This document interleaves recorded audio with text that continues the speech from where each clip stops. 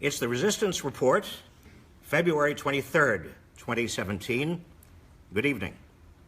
Tonight, I should warn you, we are not in my office. We are in the Morrison Library here at the University of California at Berkeley under the auspices of the Townsend Center for the Humanities and the Writing Program. But before I turn to questions from many of the students here, I just want to get a few things off my chest as usual. For one thing, there was a report today in the New York Times that despite the fact that Donald Trump promised during the campaign to protect Social Security, Medicare, and Medicaid, several of his assistants are getting ready to submit a budget that begins the process of undermining Medicare, Social Security, and Medicaid as a way of avoiding huge budget deficits and huge debts in the future, because obviously what they want to do is provide a huge tax cut to the wealthy and to corporations and a big military buildup. And the only way you can accomplish all of that is to cut the big ones, the big programs that are domestic programs. Those are Social Security, Medicare, and Medicaid. Paul Ryan has been pushing this for a long time. When he was the chair of the Budget Committee in the House, Paul Ryan was trying to get a Medicaid program that would be essentially a block grant to the states. He was also trying to peddle a Medicare program that would be a voucher program. It would not keep up with inflation. It would actually reduce Medicare over time. It never got anywhere, but it never got anywhere in part because Barack Obama was president. Now it could get somewhere, particularly when you understand that Mick Mulvaney, who was a member of the House, is now the budget director for Donald Trump, called Social Security a Ponzi scheme not too many years ago, a Ponzi scheme. And also, considering that Tom Price, who is now Health and Human Services Secretary for Donald Trump, who was in the House, also agreed with major cuts in Medicare, and Medicaid was one of Paul Ryan's biggest supporters in the House. So you can see how all the puzzle pieces fit together. And by the way, Social Security is not a Ponzi scheme. In a former life, I was a trustee of the Social Security Trust Fund and the Medicare Trust Fund. I know exactly what's going on with those two trust funds. Social Security is not a problem. It could easily be fixed. It could easily provide enough for everybody who is eligible for it for the next 60 to 80 years. Many of the young people here are surrounding me here tonight. They will get their Social Security, believe it or not, but it can be fixed very easily. One easy fix is just raising the cap on income subject to Social Security. Right now, this year, it's about $127,000. Any earnings above $127,000 are not taxed with regard to Social Security taxes. Well, that's a pretty regressive system in certain ways. If you're very rich, if you're Bill Gates, you satisfy your Social Security payroll taxes for the year at approximately 1 minute past midnight on January 1st. There are other ways of doing it. By raising the cap on income subject to Social Security, you can make Social Security perfectly fine for years to come. And it's not a Ponzi scheme because people have paid into Social Security. It's not as if they somehow have something coming to them that they have not actually paid into. And with regard to Medicare, Medicare is in trouble, but it's in trouble because health care expenses in general have been going up, because the baby boomers are getting older and they are needing more medical assistance and their bodies are all corroding together. And so that is not an unexpected problem. Medicare is actually more efficient as a program than private health insurance, and certainly it's more efficient as a program than almost any other policies we have for providing health care to the elderly. We ought to have Medicare for all. Its administrative costs are far below the costs of private, for-profit health insurance. And so what the Republicans are doing, in essence, and I want to make sure you understand this because it needs to be seen for what it is a way of cutting programs that the working class, the middle class, and poor depend on, including Medicaid, and instead providing big tax cuts to corporations and to the wealthy. That, in my book, is not the direction this country needs to go in. The other thing I want to get off my chest tonight has to do with the Democratic National Committee. They are having a vote this weekend on who will be the new chair of the DNC. A lot of excitement and a lot of concern and a lot of passion going into a fight over the leadership. I don't think that is really the biggest deal in front of us. The movement that has been gaining steam since Donald Trump was elected president is not a movement about the Democratic Party, per se. It's a movement about inclusion versus exclusion. It's a movement about democracy versus authoritarianism. It's a movement that promotes the kind of public investments in people, in education, in job training, in health care that we so desperately need in this country. This doesn't have to be a democratic movement. And by the way, it's a movement against authoritarianism in all its forms. That means Donald Trump. But to the extent that it's only seen as a democratic movement, capital D, it's seen as a partisan movement.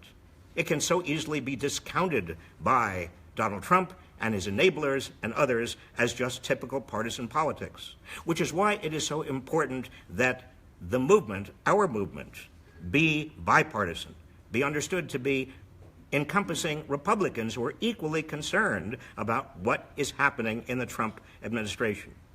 In fact, I was interested in this regard that the Conservative Political Action Convention, the CPAC, that started just 2 days ago, yesterday at its official beginning, the executive director of CPAC assailed the alt-right movement, saying that the alt-right movement had nothing to do with conservatism, that the alt-right movement really was a form of fascism.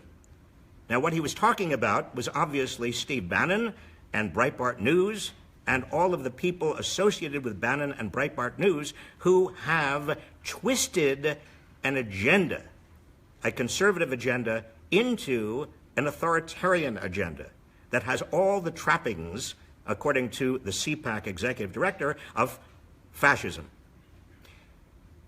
Again, what we need is a bipartisan movement against this kind of authoritarianism. And I think with time, we will have it. I want to thank all of you for going to your members of Congress, Republicans and Democrats, telling them that you do not want the Affordable Care Act to be repealed, or if it's going to be replaced with something equally good, telling them you don't want the kind of tax cuts on the wealthy that are going to leave everybody else stranded, telling them exactly what you think about Donald Trump's attacks on the free press and also on the judiciary and on immigrants and on others in this society who are too weak to stand up for themselves. You have been holding members of Congress accountable, and if you do that, they will in turn hold Donald Trump accountable. So thank you for that. You're having a big, big impact out there in congressional districts, even if the press doesn't know about all of it. Now I am going to turn to questions, and we're going to have questions, hopefully, from many of the people who are sitting around me today. I hope you have questions. Anybody? Yes. And I will repeat your question. So when it comes to the problems that we face due to regressive taxation policies like Social Security that you mentioned, what is the moral personal responsibility of not necessarily the people making those policies, but the independently wealthy individuals that are benefiting from them? So you're asking, what is the moral responsibility of independently wealthy individuals with regard to regressive tax policies like Social Security?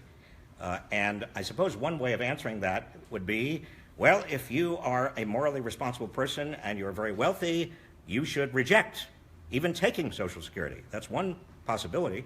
But I think a more effective possibility is that people, whether they are wealthy or middle class or poor, they come together and decide that they want to make sure that Social Security is a progressive, not a regressive system. I didn't even mention one very important regressive aspect of Social Security today, and that is that with widening inequality, if you're poor, chances are you're going to live far fewer years than if you're rich. The gap in lifespan between the poor and the rich gets wider and wider and wider, which means that the rich are collecting more and more Social Security because they live longer relative to the poor. So what you need to do, wealthy individual, if you have particularly more political clout than people who are not wealthy, you need to stand up for a system that is more progressive and fair. Yes. Yes. So I understand that political divisions, political opinions always differ, but it just nowadays it seems so much more difficult to reach across the aisle and get the opinions. And specifically, in Berkeley, it is a very liberal place. What would you say to and I'm one to a self-identified liberal to try to understand the other side of the argument? The question you were asking, and I'm repeating it so our guests on Facebook Live can hear the question as well, is how do you go about even finding people who disagree with you? If you're at Berkeley, for example, how do you even go about finding conservatives and have a civil discussion with conservatives? Is that sort of what you asked? I mean, people who disagree always exist, and it's easily, you can find them. But how do you maintain a civil and substantive discourse? Okay. How do you maintain a civil and substantive discourse with people who disagree with you? Drastic. And it's harder and harder and harder now. We're not talking only about liberals at Berkeley. We're talking about everybody, even members of the same family. Some people here, you may have members of your family who you have a hard time talking with, not because you are 20 years old, and they are not, but because the political divisions are wider now than they've been in a number of years. Let me just relate to you a quick story, because working on a new documentary that Yael and I are now working on with some others, we went to visit a fellow named David Bratt, who is a congressman from the 7th District of Virginia. Now, David Bratt is labeled by the Conservative Digest as one of the 2 most conservative members of Congress. He is obviously a Republican. And I called him up and asked that we get together and talk, because I was interested in one facet of his philosophy. And I became aware of this when David Bratt ran successfully against Eric Cantor, who was then Majority Leader of the House. No majority leader in a primary, in a Republican or any Democratic primary, had ever been displaced by a primary opponent. And yet, miraculously, David Bratt had won. And he had won by calling Eric Cantor a crony capitalist, by saying that Eric Cantor was in the pockets of Wall Street, that Eric Cantor was taking big money and therefore was violating the interests of average working people. I was interested in that because, again, this is not your typical crosscut. And what I assume, and I keep on finding more and more the case, that it is not Democrats versus Republicans. It's not classic small government conservatives versus classic big government liberals. Today, it is more and more about anti-establishment versus establishment.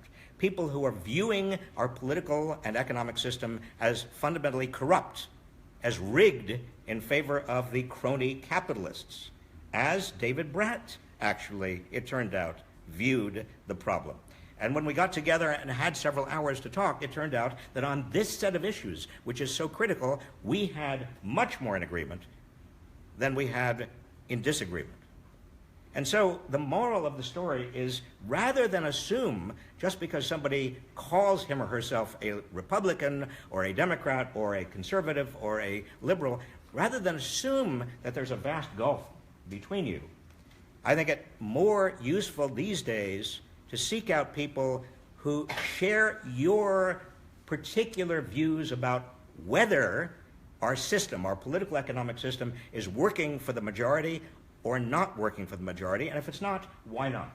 That's a very constructive discussion to have. And you may be surprised at how many people on the other side, the other party, the other label, agree with you.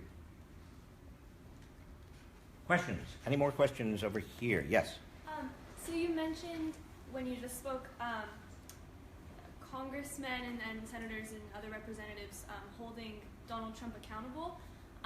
And recently, in the midst of all of the voting for confirmations for various posts that he's appointing, there has been action by people in those positions in terms of boycotting or delaying those votes. But I'm curious whether or not you think that that is enough of a way to hold the other side accountable, or a way to sort of take a stand against the kind of appointments he's making, or whether you think there's more better action that could be taken. Well, the question is, what kind of action can people take to resist Donald Trump and what he represents and the effect he's having in the country, and what's the most effective way of doing that? I really think there are two general categories of action. Number one, demonstrations and basic statements by groups of people who are saying, in effect, marching, making a very, very powerful statement that they disagree. But that's not nearly enough. It's too easy to demonstrate. It's too easy to march. What is much harder and more important is to get involved in the actual strategy and operations of politics. And that means organizing people. It means mobilizing people. It means energizing people, getting involved right now in the midterm elections that are coming up. It may seem a long time, but it's not a long time, because coming up very soon are attempts by both parties to select candidates to may be in opposition to the sitting candidates in the House in primaries. Many people could get into primary contests if they wished. You can also get into state governments. State governments we haven't talked about, but they are very, very important places where many important policies are made. And here again, political strategy, organizing, mobilizing, and energizing are critically important. There is a group called indivisibleguide.com that I've been touting in my resistance reports, because they are very experienced and wise. They're former congressional staffers. They know how to motivate members of Congress. And they are the ones who actually are providing people around the country with a great deal of information about where their members of Congress are going to be holding town hall meetings.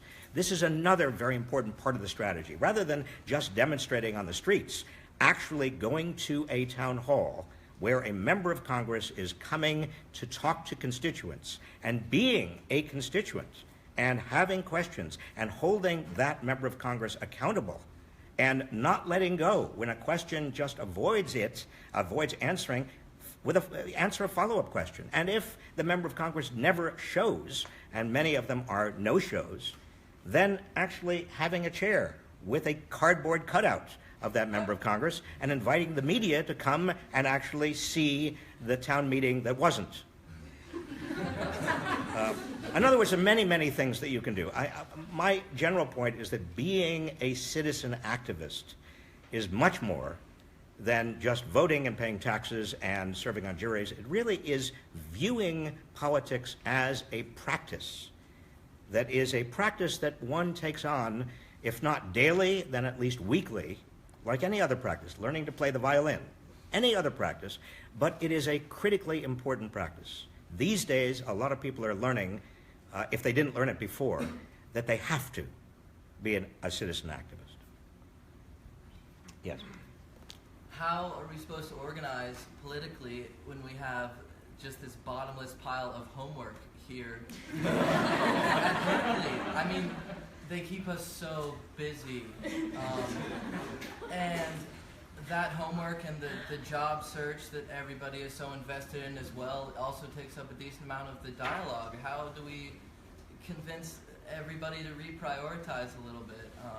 Well, you don't have to convince anybody to reprioritize. You reprioritize yourself.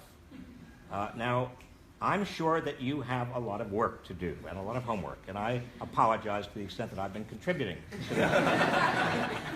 But that is our responsibility as professors, and it's your responsibility. You're paying a lot, or somebody's paying a lot for you to be here. We want you to learn. But it doesn't mean that you have no free time at all. In fact, I would venture to say, if I were speculating, just sheerly guessing, that you do have a little bit of free time. Most Americans actually do have free time. They have a lot of work to do, and they have child care, and they have everything else, but they do watch television, or they watch series, or they spend a lot of time on the computer. Everybody can make time for politics if they want to make time for it.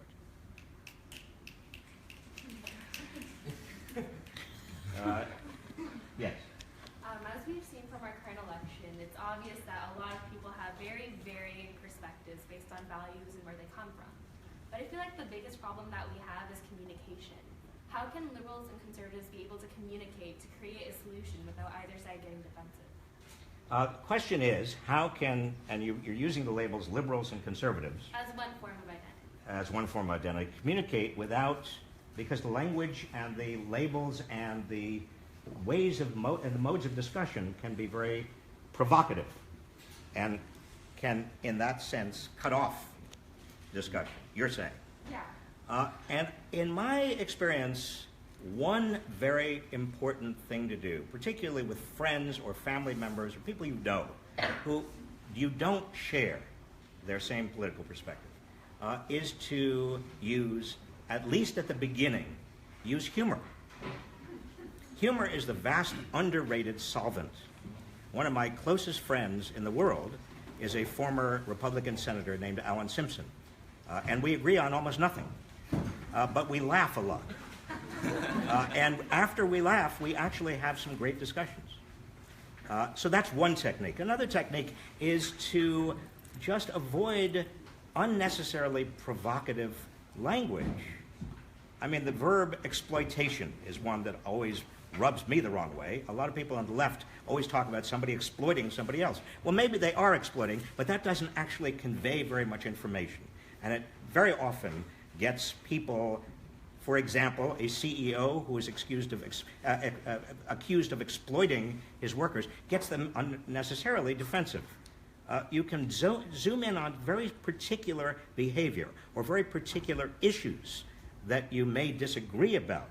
And the more particularized, the better. If you disagree with somebody about the minimum wage, you happen to think that the minimum wage sets a humane, decent minimum standard with regard to pay, and somebody else says, no, if you raise the minimum wage, it's going to lead to fewer jobs. Well, on that basis, it is possible, believe it or not, to have a reasonable, logical discussion, even based on evidence. Which gets me to my last point, and that is that there are facts out there. There is evidence, there is logic, there is analysis. There are a lot of people, even though you don't see it so much on television, there are a lot of people who disagree with you, but who might be persuaded by facts. And one of the most dangerous things to me to come out of the Trump administration in the first 5 weeks is a rejection of the standard sources of facts, whether they be mainstream media or science, gag orders on certain departments, kind of an attempt to change the calculation of the way certain government data is calculated, so people get confused about the facts, combined with very big lies emanating from the President of the United States. And those big lies also, if they're repeated over and over again, get people just disoriented and confused, even if they suspect that those lies are based not on facts, but on wishful thinking. So, again, that's my advice. We have time for maybe one more question. Yeah. So yesterday, I think we all know by now, the Trump administration declared regulations for